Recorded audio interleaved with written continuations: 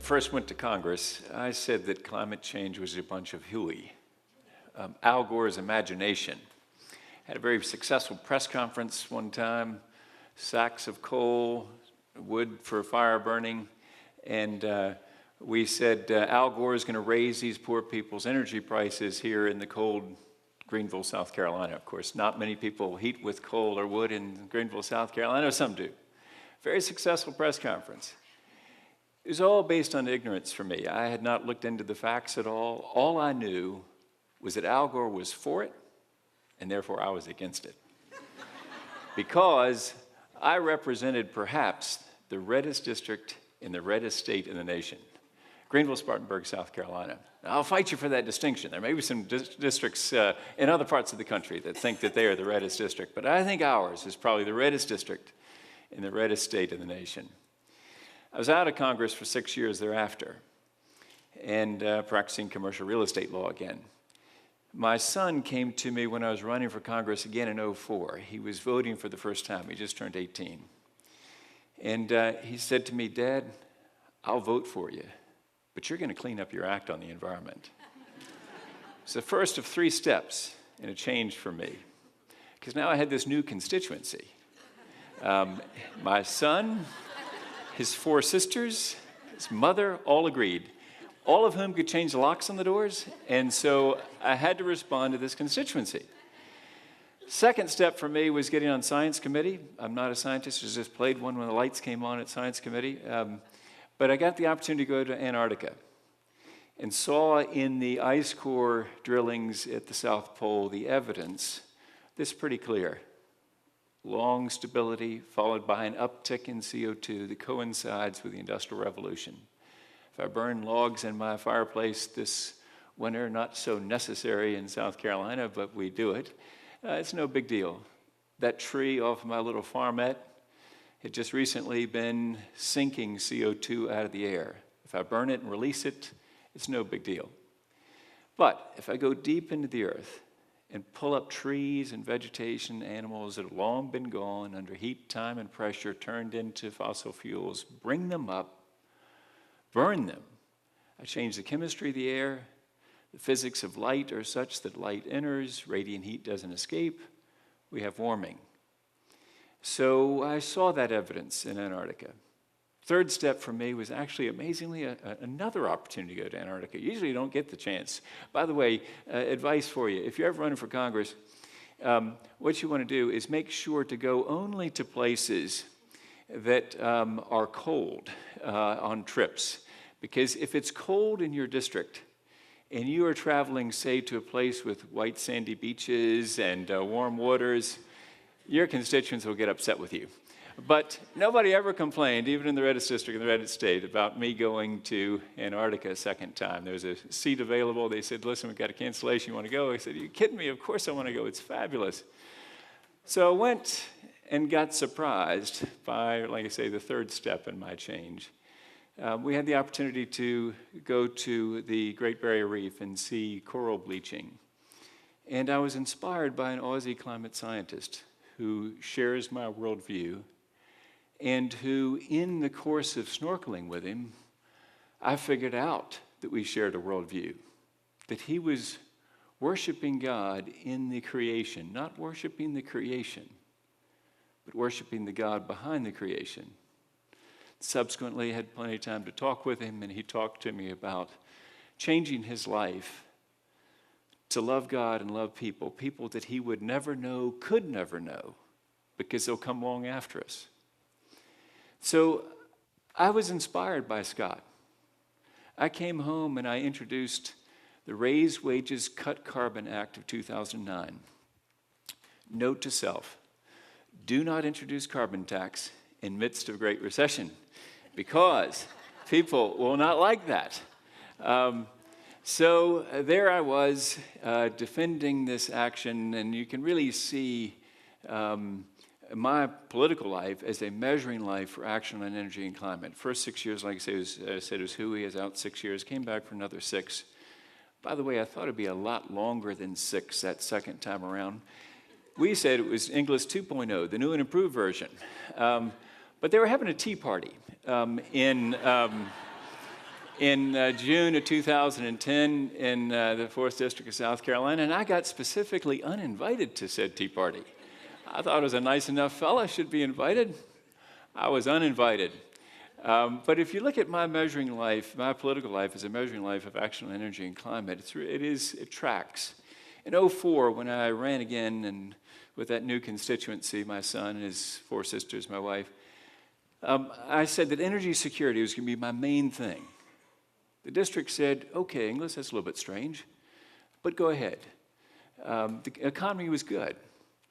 Then came 06, still the economy was good. Fine, Inglis, a little bit weird, but we have General Electric making wind turbines here. We got Michelin making low rolling resistance tires, and we got BMW talking about hydrogen cars. BMW makes cars in Spartanburg, South Carolina. By the way, BMW means Bubba makes wheels. I don't know if you knew that or not. But so we were persuaded that action on energy and energy security made sense even in this district, and it was fine. Thank goodness the Republican primary was in June of 2008, not later, because as you recall, the collapse started as that came to the end of that year. And so, but 10 we knew was going to be a difficult cycle.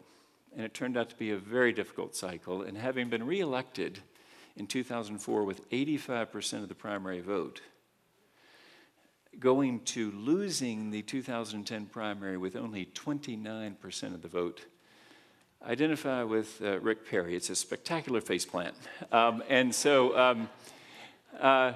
But here's the thing. I, having now been declared a heretic, am out on the street proclaiming it. Because I figure that once you're described as a heretic, just go right down Main Street parading and saying you're a heretic. And so I have the wonderful opportunity now to travel the country and tell the champions of free enterprise to overcome their inferiority complex. They apparently think they're no good at energy and climate. And so when the topic comes up, my friends, my conservative friends, the people that I identify with, shrink in science denial because we think we're no good. But actually, we're very good. We're the kid in class who has the answer. Raise your hand. You got the answer. It's free enterprise, and you have known it all along.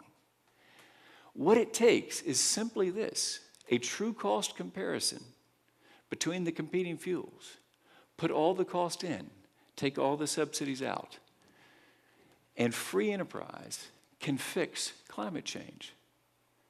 It starts, by the way, as you might expect from a conservative with a 93 American Conservative Union rating, 100% Christian Coalition, 100% National Right to Life, A with the NRA, 0 with the ADA, Americans for Democratic Action, and 23 by some mistake with the AFL-CIO. I really wanted a 0. As you would expect from such a conservative, it starts with a tax cut.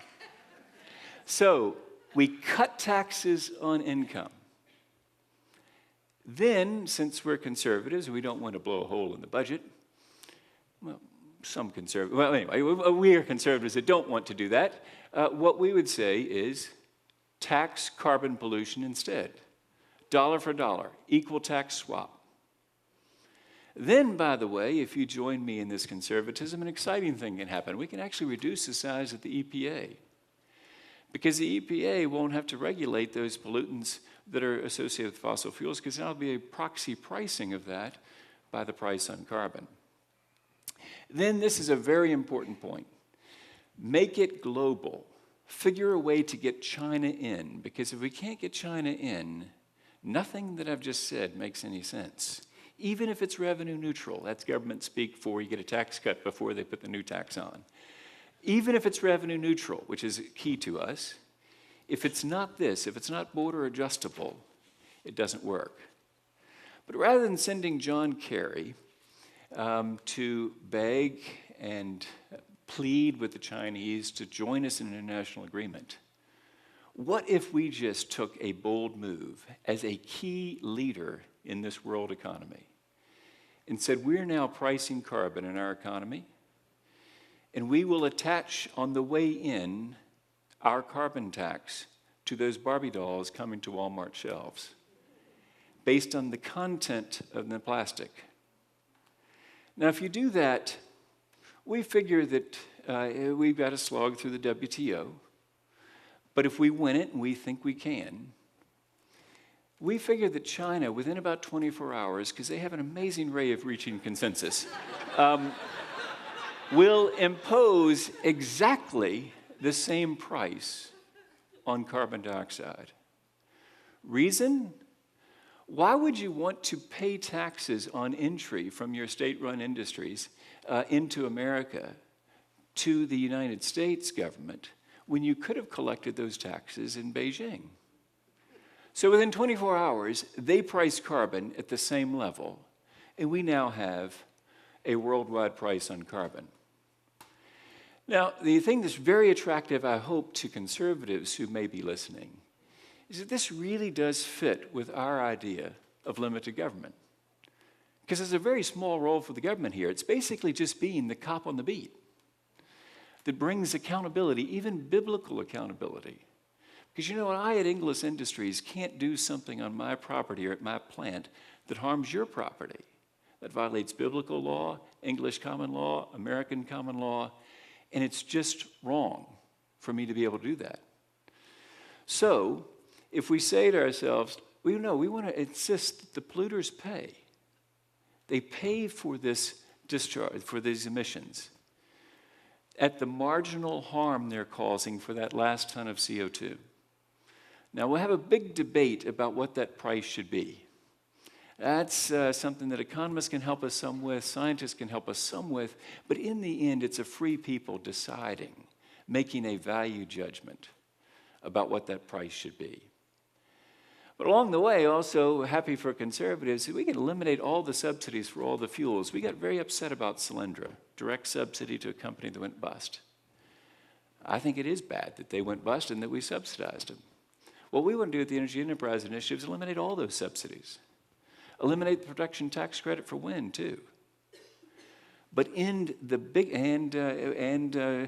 take away any other sort of props that government gives to particular fuels. But we want to eliminate the biggest subsidy of all, which is the ability to belch and burn for free without accountability. That's the one that causes a market distortion. So we fix that market distortion, and then we have the opportunity to lead in this area. Now, if I'm speaking to some conservatives here, let me suggest to you what happens. You go into an audience of conservatives, you speak, you ask for questions after you presented what is bedrock conservatism. By the way, for the progressives in the crowd, if it sounds familiar, Al Gore has been talking about this for about 35 years. And the good news is that Art Laffer, who's one of our helpers in this, if you go to our website, you'll see him explaining in 2 minutes what I've just explained in a longer period of time. Art Laffer is very good to constantly protect Al Gore's reputation. He says, you know, that Al Gore has always been for revenue-neutral carbon tax, not for new revenue, which is one of the many problems that cap and trade had.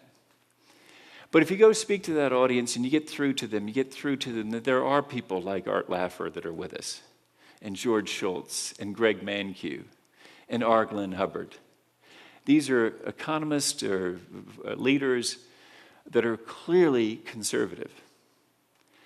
But when you watch the audience, you ask for questions afterwards, you notice that no hands go up. Because a few loudmouths in the crowd have succeeded in cultural norming and causing everyone to sit there not willing to cross the current tribal orthodoxy. So, you look at the crowd, though, and you see that conservative who desperately wants her party to be relevant to her future. You see the hunter and the angler who know things have changed. You see the libertarian who passionately believes in free enterprise and accountable markets. and you see the entrepreneur with some dollar signs. And you realize that this can happen if a few people will speak up and say, you bet this is conservatism. And if it fits with what Al Gore is saying, well, fine. But it's bedrock conservatism to fix this. And then what we see is this opportunity to do something that we really want to do, that's beyond all these problems in a simple solution, but rather get beyond to a big dream, which is to light up the whole world with more energy, more mobility, more freedom. And this, I would say to you, if you're progressive here, is just understand that this is a place where a rub comes between you and conservatives. Because way too many conservatives hear way too many progressives talking about doing with less. And we have the sense that we're going to walk and eat bugs. Or perhaps that we're going to shiver or sweat in the dark, depending on the time of year.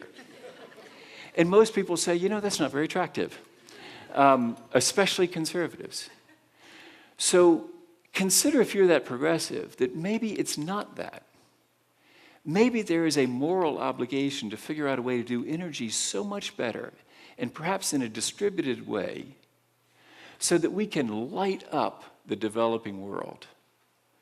So that actually those people can join us in being able to express their creativity in ways that they couldn't when their homes were dark. So all this takes, really, is conservatives joining this effort, because I must say to you, if you're a progressive, behold in them your indispensable partners for action. It will not happen without them. There are not enough votes in Congress to ram this through. It did not work for Waxman-Markey, and it won't work only on the left. Somehow, we have to convince conservatives, the champions of free enterprise, that this fits with exactly what they deeply believe, and then join all together and make it so we solve this problem. Thank you very much.